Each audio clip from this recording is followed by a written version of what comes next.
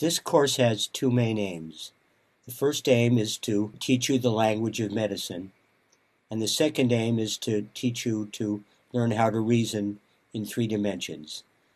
The body is a three-dimensional structure, and we need to understand what things lie next to what other things so we can understand the way the body is put together and eventually the way disease processes may affect adjacent organs. So put in a more simple way, we're asking you to learn how to see and feel what you cannot see. This image is an X-ray of the right shoulder. And imagine that you have a patient who has a knife wound or a bullet at the site marked X. The question is this a dangerous position or is this a less dangerous or benign position? So we ask ourselves, what lies at X? And how do the bones help us figure that out? There's a bone that we can identify, the coracoid process. And that helps us because X is right below, and we'll soon learn to use the word inferior to that coracoid process. And we see from the artist's depiction here that X overlies the arteries and veins that supply the upper limb. This is a very dangerous location, and the artist has helped us here by putting the coracoid process in. If you can learn to think about how the body's put together and use what you can see to help you understand what you cannot see, this will be a great advantage to you. We need then to think about a system to identify parts of the body using an unambiguous terminology.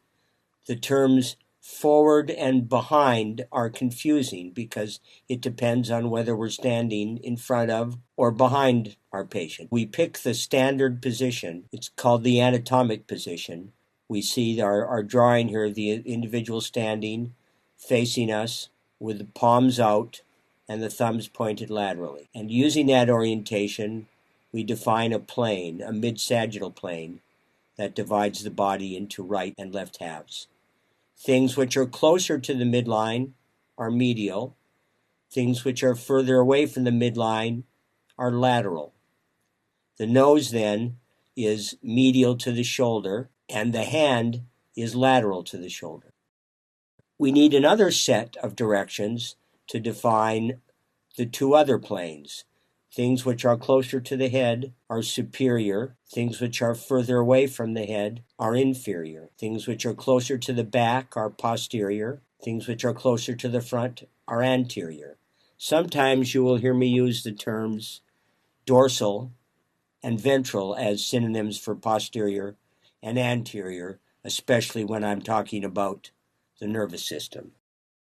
There are other sets of terms that we use in specific circumstances. The terms proximal represent things which are closer to the midline, and distal is used to describe things which are further away from the midline or from the origin or beginning of something. For the upper limb, we also use the terms radial to describe things which are closer to the thumb side because of the radius, which you'll learn about soon, and the ulnar side, or pinky or little finger side, of the upper limb because of the presence of the ulnar bone. We'll also use periodically the terms superficial and deep to describe structures which are superficial, close to the body's surface, and deep, things which are further away. Because of imaging modalities, it's important for us to also think about sets of planes, which are often used in radiology. There's a plane, or it's rather a series of planes, which divide the body into numerous superior and inferior segments. These planes are called transverse, horizontal, or axial. This is a plane of the CAT scan, the computerized axial tomograph. It's also convenient sometimes to divide the body into anterior and posterior segments. These are done with planes called either coronal or frontal planes.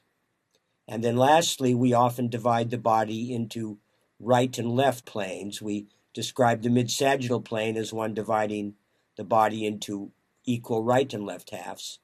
Parasagittal planes are ones which are parallel to the mid-sagittal plane.